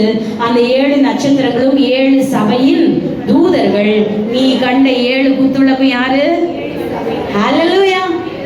இந்த குத்துவிளக்கு தான் நீங்களும் நானும். ஆமென். குத்துவிளக்கா மட்டும் இருந்துட்டு போறாண்டவரே, நெருப்பு வேண்டாம் அப்படின்னு இங்கே இருமா. குத்துவிளக்கா நீ பாட்டு எங்க உடைய வச்சனும் அதே இடத்துல பூமியிலே இரு. உன் மேல இருக்கிற நெருப்பு இருந்தா அந்த நெருப்பு தான் சிங்காசனத்துக்கு முன்னாடி தேவை. சிங்காசனத்துக்கு முன்னாடி 7 குத்துவிளக்கு இருந்துச்சு நான் வேதம் சொல்லுது இல்ல. சிங்காசனத்துக்கு முன்பாக 7 தீபங்கள் எரிந்து கொண்டிருந்தது. ஹல்லேலூயா. சிங்காசனத்துக்கு முன்னாடி குத்துவிளக்குலாம் இல்ல. ஆனா குத்துவிளக்கு போகும். ஆவியும் மணவாட்டியும் வா என்கிறார்கள்னா இந்த குத்துவிளக்கு மணவாட்டியா மாறி சிங்காசனத்துக்கு முன்பாக போகிறதற்கு அந்த குத்துவிளக்கின் மேல எரிந்து கொண்டிருக்கிற நெருப்பு ரொம்ப ரொம்ப ரொம்ப ரொம்ப அவசியம். ஹல்லேலூயா. நெருப்பு இல்லாம குத்துவிளக்குக்கு மீனிங் இல்ல. இது ஒரு டெக்கரேஷன். 7 பொன் குத்துவிளக்குன்னா மெனோரா மாதிரி நடுவில் ஒரு தட்டு இருக்கும். இந்த சைட்ல 3 அந்த சைட்ல 3 அழகா பாக்குறதுக்கு சூப்பரான வித்தியாசமான டெக்கரேட்டிவ் பொருள் மாதிரி அந்த குத்துவிளக்கு இருக்கும். அப்படி டெக்கரேட்டிவா இருந்து இந்த உலகத்துல வாழ்ந்து என்ன பயன்? No use. டெக்கரேஷன் இருந்தா என்ன, இல்லாட்டி என்ன? இன்னைக்கு நம்ம அழுகிறதெல்லாம் அந்த டெக்கரேஷனுக்காக தான். ஆண்டவரே இந்த குத்து விளக்க டெக்கரேட் பண்ணுங்க. நான் கேட்டே இருக்கேன், டெக்கரேட் பண்ண மாட்டீங்க. எனக்கு இதை தர மாட்டீங்க, அதை தர மாட்டீங்க, இப்படி தர மாட்டீங்க, அப்படி தர மாட்டீங்க. தேவையானது ஒன்று, குத்து விளக்கு மேலே எரியுற நெருப்பு. அந்த நெருப்பு தான் சிங்காசனத்துக்கு முன்பாக எரிந்து கொண்டே இருக்கும். சர்தை சபை தூதனுக்கு எழுதும் போது சொல்றாரு, நீ உயிருள்ளவன் என்று பெயர் பட்டும் செத்தவனா இருக்கிற. ஏன்னா உன்கிட்ட இருக்கிற அந்த குத்து விளக்குல நெருப்பு இல்ல மகனே, பேர் தான் உயிருள்ளவன் இருக்கு. நீ செத்த கிரியைகளை செஞ்சுட்டு இருக்கிற. உயிருள்ள கிரியைகளை செய்யறது உன் வாழ்க்கையில காணும். ஏன்னா பரிசுத்த ஆவியானவரை விட்டு விலகி நீ வேற எதையோ செஞ்சுட்டு இருக்கிற. பரிசுத்த ஆவியானுடைய சத்தத்துக்கு இன்றைக்கு நீ செவி கொடுப்பாயானால் சபைக்கு சொல்லுகிறதை காதுள்ளவன் கேட்க கடவன் என்று எழுது. ஹல்லேலூயா. அப்போ இந்த குத்து விளக்கு தான் நீங்களும் நானும். குத்து விளக்கின் மேல எரியிற நெருப்பு பரிசுத்த ஆவியானவர். அந்த நெருப்பு பரலோகத்துல சிங்காசனத்துக்கு முன்னாக 7 தீபங்களாய் எரிந்து கொண்டிருக்கிறது. அந்த 7 தீபங்களாய் எரிந்து கொண்டிருக்கிற அந்த பரிசுத்த ஆவியானவர் என் மேல் வந்து அக்கினிமயமான நாவுகளாய் அவர் அமருகிறார். அமர்ந்துட்டாரு. அவர் என் மேலே அமரக்கூடியவர். அவரை வேண்டான்னு நிராகரிக்கிறது நான் மட்டும்தான். அவர் வந்துருவார். அவர் வந்து அமர்ந்துருவார். அதுக்குதான் அவர் அனுப்பப்படுகிறார். ஆனா அதை நான் வேண்டான்னு நிராகரிச்சுட்டு இருக்கும் பொழுது நல்லா புரிந்து கொள்ளுங்க, நான் வெறும் குத்து விளக்கா தான் இருக்கிறேன். குத்து விளக்கு வெறுமையா இருந்து பிரயோஜனம் இல்லை. குத்து விளக்கு எரிந்து பிரகாசித்துக் கொண்டிருந்தால் தான் பிரயோஜனம் இருக்கிறது. ஹல்லேலூயா. இயேசு கிறிஸ்து பரமேறினதுக்கு அப்புறம் லூக்கா 24ல சீஷர்களோடு பேசி கொண்டு போகும் பொழுது அவங்க போய் பேசி முடிச்சுட்டு கடைசியில சொல்லுவாங்க, நம்முடைய இருதயம் நமக்குள் கொழுந்து விட்டு எரியவில்லையா? இவர் பேசும்போது ஆமென். அந்த உயிர்த்தெழுந்த இயேசுவுக்கு இருக்கிற அந்த எரிய வைக்கிற தன்மை ஏன் இருக்குதுன்னா, பரிசுத்த ஆவியானவர் உங்களை கொடுத்துட்டு போறேன்னு அவர் பிராமிஸ் பண்ணிட்டார். அதே தான் உங்களுக்குள்ளாக எனக்குள்ளாகவும் அவர் தருகிறார். நம்முடைய இருதயம் எப்பொழுதும் கொழுந்து விட்டு எரிந்து கொண்டே இருக்கிறதா இருக்கணும். பெர்க்மன்ஸை அழகா ஒரு பாட்டோடு எழுதியிருக்கிறார், எரிந்து கொண்டே இருப்பேன் என் ஜீவன் பிரியும் வரை. ஏன்னா பிரிஞ்சிருச்சுன்னா அங்க போய் எரிஞ்சு கொண்டே இருப்பேன். ஹல்லேலூயா. இங்கேயே நான் அணைஞ்சு போயிட்டேன்னா, இங்கே என்னால என்ன ஊத முடியலன்னா, அனல் மூட்ட முடியலன்னா, இங்கே நான் அவித்து போட்டுறேன்னா சிங்காசனத்துக்கு போகவும் முடியாது, அங்கே எரியவும் முடியாது. இந்த பரிசுத்த ஆவியானவர் இனிமேலும் உங்க வாழ்க்கையில கொஞ்சம் ஒதுக்கி வச்சீங்கன்னா பி கேர்ஃபுல். வசனம் சொல்லுகிறது, பரிசுத்த ஆவியானவர் இல்லாம நீங்களும் நானும் சிங்காசனத்திற்கு போகவே முடியாது. காரணம், அவர் கர்த்தருடைய 7 ஆவிகளுடையவராய் சிங்காசனத்துக்கு முன்பாக இருக்கிறவர். சிங்காசனத்துக்கு முன்பாக 7 தீபங்களாய் எரிந்து பிரகாசித்துக் கொண்டிருக்கிறவர். அங்கே மட்டும் அவர் இல்லை, உங்க மேலேயும் அவர் இருக்கிறார். அதுதான் கனெக்ஷன். அங்கே மட்டும் அவர் இருந்துட்டார்னு பைபிள் போர்ட்ரே பண்ண பரவாயில்ல. அதே ஆவியானவரை அப்போஸ்தலர் 2 அதிகாரத்துல அக்கினிமயமான நாவுகள் ஒவ்வொருவர் மேலும் வந்து அமர்ந்தது. அந்த அமர்ந்ததுங்கிற வார்த்தை ரொம்ப பியூட்டிஃபுல். அது அப்படியே டுவெல் ஆயிடுச்சு. கிதியோன் மேல சட்டை மாதிரி போட்டுக்கொண்ட மாதிரி. 3ஆவதாக வாசிச்சு முடிக்கலாம், 10 ஆயிடுச்சு. அதனால 5ஆம் அதிகாரம் 6ஆம் வசனம் வாசிக்கலாம். அப்பொழுது இதோ அடிக்கப்பட்ட வண்ணமா இருக்கிற, வெளிப்படுத்தல் 5:6 வசனம். அப்பொழுது இதோ அடிக்கப்பட்ட வண்ணமா இருக்கிற ஒரு ஆட்டுக்குட்டி சிங்காசனத்திற்கும் 4 ஜீவன்களுக்கும் மூப்பர்களுக்கும் மத்தியில் நிற்க கண்டேன். அது 7 கொம்புகளையும் 7 கண்களையும் உடையதாய் இருந்தது. அந்த கண்கள் பூமி எங்கும் அனுப்பப்படுகிற தேவனுடைய 7 ஆவிகளேயாம். இந்த கர்த்தருடைய ஆவியானவருக்கு, இந்த 7 ஆவிகளுக்கு அது சிங்காசனத்துக்கு முன்பாக இருக்கிறது அப்படின்னு 1ஆம் அதிகாரம் சொல்லுகிறது. 3ஆம் அதிகாரம் தேவனுடைய வலக்கரத்தில் இருக்கிற தேவனுடைய ஆவிகள்னு சொல்லுகிறது. 4ஆம் அதிகாரம் சிங்காசனத்துக்கு முன்பாக எரிந்து கொண்டிருக்கிற 7 தீபங்கள் என்று சொல்லுகிறது. 5ஆம் அதிகாரம் அது பூமி எங்கும் அனுப்பப்படுகிற 7 கண்களை உடைய தேவனுடைய ஆவிகள். ஹல்லேலூயா. இந்த கண்களை எப்படி புரிஞ்சு கொள்றது? ஏன் 7 கண்கள் பூமி எங்கும் அனுப்பப்படுகிறதுனா, வேதம் சொல்லுகிற ஒரு நிதர்சனமான உண்மை, வெளியாக்கப்படாத மறைபொருளும் இல்லை, அறியப்படாத ரகசியமும் இல்லை, சகலமும் அவருக்கு முன்பாக வெளியரங்கமா இருக்கிறது. ஹல்லேலூயா.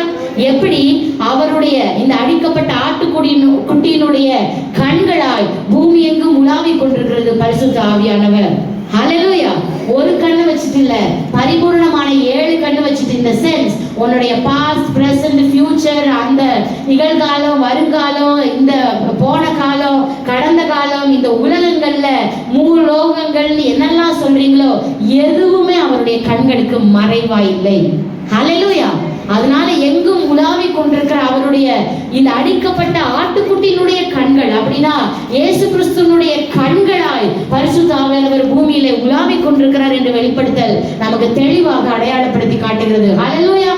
அப்போ அந்த பரிசுத்த ஆவியானவர் என் வாழ்க்கையில வரும் பொழுது அவர் இயேசுவோட கண்ணா என் மேல இருக்கிறார். அப்படின்னா என் வாழ்க்கையில இருக்கிற எதுவும் இயேசுவுக்கு மறைவா இல்லை. என் வாழ்க்கையில இருக்கிற எதுவும் சிங்காசனத்திற்கு மறைவா இல்லை. என் வாழ்க்கையில இருக்கிற எல்லாம் அவருக்கு முன்பாக வெளியரங்கமாக்கப்பட்டிருக்கிறது. அப்படின்னா நல்லது ஒண்ணு இருக்கிறது. என் கண்ணீர், என் கவலை, என் மன கஷ்டம், என் வேதனை, என் இழப்பு, இது எதுவுமே இயேசுவுக்கு மறைவா இல்லை. இந்த பரிசுத்த ஆவியானவர் அவருடைய பரிசுத்தத்துல உட்கார்ந்துட்டு எனக்காக வாக்கு கடங்கா பெருமூச்சுகளோடு வேண்டுதல் செஞ்சுக்கிட்டே இருக்கிறார். ஏன்? அவர் கண்ணி என் வாழ்க்கைய பிரிச்சு மேய்ச்சு பார்த்துட்டு இருக்கிறது. எங்க நான் குறைவா இருக்கிறேன், எங்க நான் கஷ்டப்படுறேன், எங்க நான் வேதனைப்படுறேன், எங்க நான் பிரச்சனையோட இருக்கேங்கிறது 24 மணி நேரம் அவருடைய கண்கள் என் வாழ்க்கை மேல நோக்கமாகவே இருக்கிறது. அவருக்கு மறைவானது ஒன்றுமில்லை. ஆனால் on the other hand, அவருக்கு பிரியமில்லாத என்னெல்லாம் காரியத்தை நான் செய்யறனோ, என்னெல்லாம் யோசிக்கிறனோ, என்னெல்லாம் நெகட்டிவிட்டி என் வாழ்க்கையில இருக்கிறதோ, என்னெல்லாம் மறைவான பாவங்கள் இருக்கிறதோ, என்னெல்லாம் விலக்கப்பட வேண்டிய பாவங்கள் இருக்கிறதோ, அதுவும் சிங்காசனத்திற்கு முன்பாக வெளியரங்கமாகவே இருந்து கொண்டிருக்கிறது. If both the things are present open before the throne, எது நிறைய இருக்கிறதோ அதுதான் உங்களுக்கு எனக்கும் ஆசீர்வாதத்தை கொண்டு வர முடியும். ஆண்டவருக்கு பிரியமான வாழ்க்கை வெளியரங்கமா இருக்கும் பொழுது ஆட்டோமேட்டிக்கா ஆவியானவர் அதை பார்த்து ஆசீர்வாதத்தை கொண்டு வருவதற்கு என் வாழ்க்கை ஏற்றதா இருக்கிறது. ஆனால் வெளிப்பற ஒரு வாழ்க்கை, உட்பிரகாரம் வேற வாழ்க்கைன்னு வாழ்ந்து கொண்டே இருந்தேன்னா என் இருதயம் இருளடைந்ததாகவே அவருக்கு முன்பாக வெளியரங்கமா இருந்துச்சுன்னா பூமியில யாரும் பார்க்கல, ஆனா பரலோகத்துல இருக்கிற எல்லாரும் பார்க்கிற மாதிரி என் வாழ்க்கை ஓப்பன் புக்கா இருளை வெளிப்படுத்துகிற வாழ்க்கை வாழ்க்கையா இருக்குமானால் என் வாழ்க்கையில் ஆசீர்வாதத்தை நீங்களும் நானும் சுதந்திரிச்சு கொள்ள முடியாதுங்கிற வார்னிங்கை கொடுக்கிறது இந்த 5ஆம் அதிகாரம். ஹல்லேலூயா. ரெண்டுமே நமக்கு நன்மைக்காக தான். அதனாலதான் வேத வசனத்தினால உங்களை சீர்படுத்தி கொள்ளுங்கள், உங்களை கரெக்ட் பண்ணி கொள்ளுங்க. எங்க திருந்தணுமோ, எதை செய்யணுமோ, அதை செய்ய வேண்டாமோ வேத வசனத்திலிருந்து பார்த்து சரிப்படுத்திக் கொள்ளுங்கள். ஏனென்றால் இயேசுவினுடைய கண்களாய், அடிக்கப்பட்ட ஆட்டுக்குட்டியானவருடைய கண்களாய் பூமி எங்கும் உலாவிக் கொண்டிருக்கிறது பரிசுத்த ஆவியானவர் உடைய 7 கண்கள், 7 ஆவிகள். ஹல்லேலூயா. இந்த 7 தன்மைகளை உடைய நெருப்பாய், அவருடைய சிங்காசனத்துக்கு முன்பாக இருக்கிறவராய், அவருடைய கண்களாய் இருக்கிறவராய் இருக்கிற பரிசுத்த ஆவியானவர் இயேசு சொல்லுகிறார், உங்களுக்காக கொடுக்கப்படுகிறவர், உங்களுடனே கூட இருக்கும்படிக்கு கொடுக்கப்படுகிற another of the same kind. ஹல்லேலூயா. இந்த சிங்காசனத்துக்கு முன்னாடி இருந்து பிதாவுடைய வேலைகளை செய்து பிதாவுக்கு மகிமை அடைய செய்கிற வேலையெல்லாம் பூமி எங்கேயும் டேக் ஓவர் பண்ணிட்டு இருக்கிற இந்த ஆவியானவர் தான் உன் கூட 24 மணி நேரமும் இருந்து உனக்கு உதவி செய்கிற தேற்றரவாளனாய், உங்களை கம்ஃபர்ட் பண்ணுகிற ஆறுதல் படுத்துகிறவராய், another of the same kind ஆய், இதே தன்மைகளை உடையவராய், கொஞ்சம் கூட குறையாதவராய் உங்களோடு கூட என்னோடு கூட அவர் வாழ்ந்து கொண்டிருக்கிறார். ஹல்லேலூயா. கண்களை மூடுவோமா, ஜெபிப்போமே. ஆண்டவர்கிட்ட கேளுங்க. யூதா 24 வசனத்தை நான் ஞாபகப்படுத்துகிறேன். கண்களை மூடி ஜெபத்திலேயே அதை நினைவுல வச்சு கொள்ளுங்க. தாம் ஒருவரே ஞானம் உள்ளவரும் வலுவாதபடி உங்களை காக்கவும் தமது மகிமையுள்ள சன்னிதானத்திலே மிகுந்த மகிழ்ச்சியோட உங்களை மாசற்றவர்களாய் நிறுத்தவும் வல்லமை உள்ளவரும் தாம் ஒருவரை ஞான உள்ளவருமாகிய நம்முடைய இரட்சகரான தேவனுக்கு கனமும் மகத்துவம் வல்லமையும் அதிகாரமும் இப்பொழுதும் எப்பொழுதும் உண்டாவதாக என்று சொல்லி இந்த வசனம் முடிக்கிறது. அவருடைய சிங்காசனத்திற்கு முன்பாக மகிமை உள்ளவர்களாய் உங்களை மாசற்றவர்களாய் நிறுத்த வல்லமை உள்ள ஒரே ஒன்று பரிசுத்த ஆவியானவர் மட்டுமே தான். அவர் இல்லாமல் சிங்காசனத்துக்கு முன்பாக நீங்களும் நானும் போகவே முடியாது என்பதை வேதம் தெளிவாய் சொல்கிறது. ஆண்டவர்கிட்ட சொல்லுங்க, 7 தன்மைகளை உடைய பரிசுத்த ஆவியானவராய் என் வாழ்க்கையில நீங்க செயல்படணும். ஆவியானவரே, இந்த பரிபூர்ணத்தை நான் இன்னும் அதிகமாய் உணர்ந்து கொள்ள எனக்கு கிருபை செய்யுங்க. ஆவியானவரே, இந்த பரிபூர்ணத்தினால நிரப்பப்படாத வாழ்க்கை நான் வாழ்ந்து கொண்டிருக்கிறேன். என்னை நிரப்புங்க, என்னை நிரப்புங்க, என்னை நிரப்புங்க. நம்ம கேட்போமா? எழுந்திருப்போம். நம்ம ஜெபித்து முடிக்கலாம். ஆண்டவரே, இந்த வசனத்தை கேட்ட எங்கள் ஒவ்வொருவரையும் நீர் நிரப்புவீராக தகப்பனே. நன்றியோடு கூட துதிக்கிறோம் அப்பா, நாங்கள் ஸ்தோத்தரிக்கிறோம் தகப்பனே. கேளுங்களே, இந்த பரிபூரணத்தினுடைய ஆவியானவரை என் வாழ்க்கையில வாங்கப்பா. ஸ்தோத்திரம் ஆண்டவரே. செபிக்கிறோம். வாய்களை திறந்து இந்த ஆவியானவரின் நிறைவு, அந்த 7 ஆவிகள் பரிசுத்த ஆவியானவருக்குள்ளாக காணப்படுகிற இந்த 7 தன்மைகள், தேவனுடைய அந்த 7 ஆவிகளை பெற்றிருக்கிற நாம் நமக்கு கொடுக்கப்பட்டிருக்கிற அந்த 7 ஆவிகள் உங்களுக்குள்ளாகவும் எனக்குள்ளாகவும் அது கிரியை செய்வதாக, அந்த 7 ஆவிகளின் வல்லமைகள் நம்மை நிரப்புவதாக. நம்முடைய அந்த விளக்கு தண்டு அது எப்பொழுதும் எரிந்து கொண்டே இருக்க வேண்டும், அது கொழுந்து விட்டு எரிந்து கொண்டிருக்க வேண்டும். இங்க அந்த 7 ஆவிகள் அல்லது அந்த பரிசுத்த ஆவியானது நிறைவு அல்லது அந்த பரிசுத்த ஆவியானது அபிஷேகம் இந்த பூமியில நமக்கு கொடுக்கப்பட்டிருக்கிறது.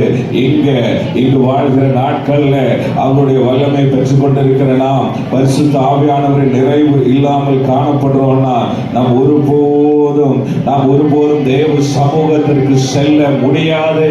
ஆண்டவர் கேளுங்க, இயேசப்பா தகப்பனே, எனக்கு அந்த ஆவியின் நிறைவை தாங்க, உங்க ஆவி ஊற்றுங்கப்பா, என்ன உயிரடைய செய்யுங்கப்பா.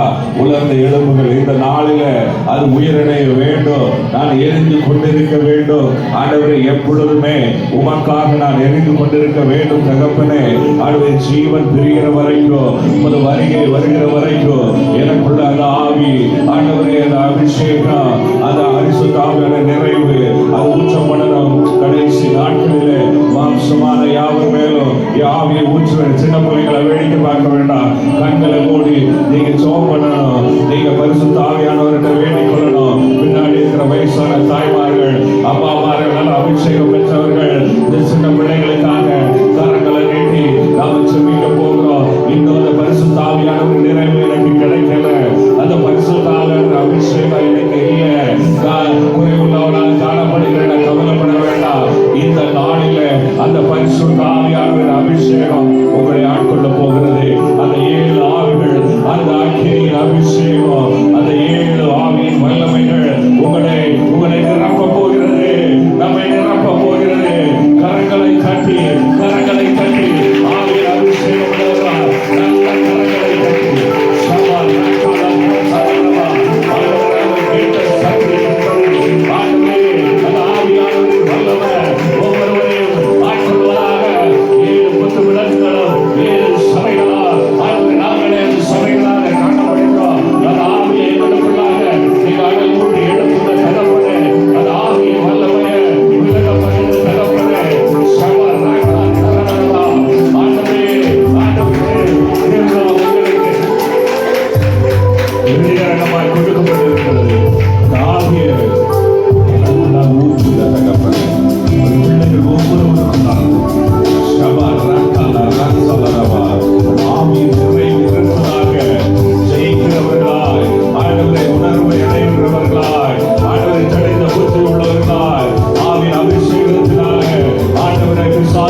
துரத்துகிறவர்களாய் வல்லமை பெற்றவர்களாய் செல்கிற இடங்கள் எல்லாம் ஆண்டவர் விடுதலை உண்டாக்குகிறவர்களாய் மக்களை இருளிலிருந்து விடுத்து கொண்டு வருகிற ஒரு அக்கினியாய் எழுப்பி பிரகாசிக்க நன்றி ஆண்டவரே, நன்றி ஆண்டவரே, நன்றி ஆண்டவரே. நன்றி செலுத்துகிறோம், நன்றி செலுத்துகிறோம். எனக்குள்ளாக இருக்கிற அக்கினி ஒருபோதும் நான் அவிழ்த்து போடக்கூடாது. எனக்குள்ளாக இருக்கிற ஆவியை நான் ஆண்டவரை அணைத்து போடக்கூடாது. ஆண்டவரே, எனக்குள்ளாக எரிகிற அக்கினி அது கொடுத்து விட்டு எரிய வேண்டும். ஆண்டவரே, அந்த 7 ஆவிகள் எனக்குள்ளாக அது வல்லமையாய் செயல்பட வேண்டும்.